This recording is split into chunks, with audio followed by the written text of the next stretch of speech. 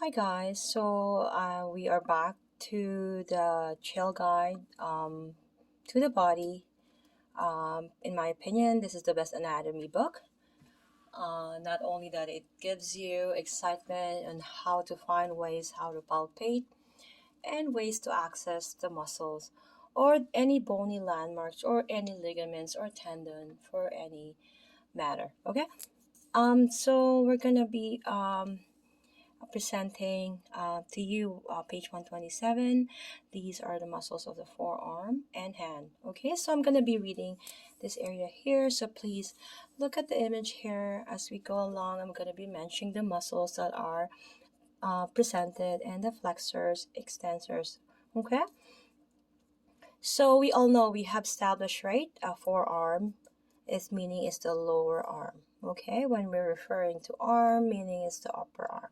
Okay, so we've established that. Okay, so the muscles of the forearm primarily create movement. Sorry, I couldn't read it from the phone. My apologies, and thank you for understanding.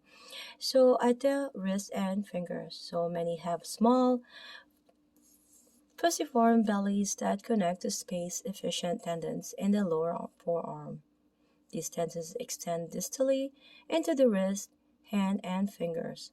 So the crowded muscle bellies and tendons of the forearm can be challenging to isolate.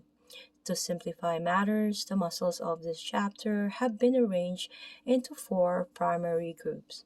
Okay, so A, we have the muscle that act primary at the elbow, which is the brachialis and brachioradialis. Okay, so we have here the brachioradialis and the brachialis. Okay,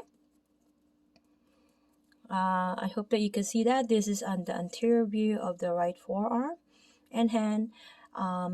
If you can see, the skin is removed from the palm of the hand. Okay, when you say anterior, it will be where you're seeing the connective tissue, the palmar aponeurosis, and here is the dorsal, where you can see mostly hair and skin.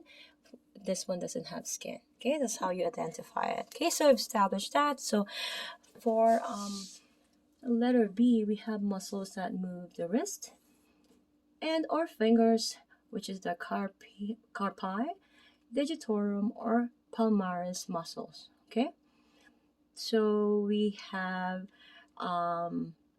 this group can be further subdivided into four smaller groups. So extensors, flexors, adductors, and abductors of the wrist. And these ones are wrist and fingers. Okay, so we have here, I have mentioned when we say that flexor, it will be in the anterior, and extensors will be in the posterior side. Okay, so adductors of the wrist will be going medially, going to that side, and abductor of the wrist will be going towards the radial side or going towards the thumb or the lateral. Okay, so some muscles that act upon the wrist can actually move it into two directions. Okay, so flexor carpi ulnaris, for example, right? Both flexes and adducts the wrist, ADD. Okay, so adduct, ADD the wrist. Okay, so letter C, we have the muscles that create a pivoting action between the radius and the ulna.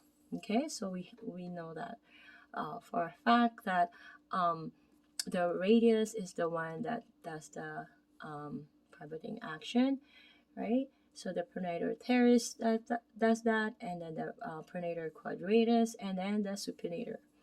Okay, so when you have done a video with regards to supinate, so you can identify supination when your bowl is in a supination.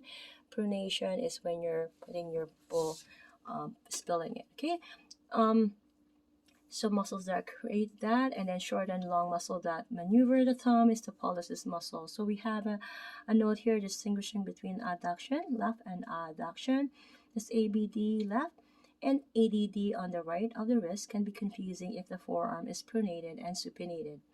For instance, if you pronate your forearm, palm towards the floor, and then adduct at the wrist, your hand will move away from the center line of your body, and it will appear as though you have abducted ABD your wrist.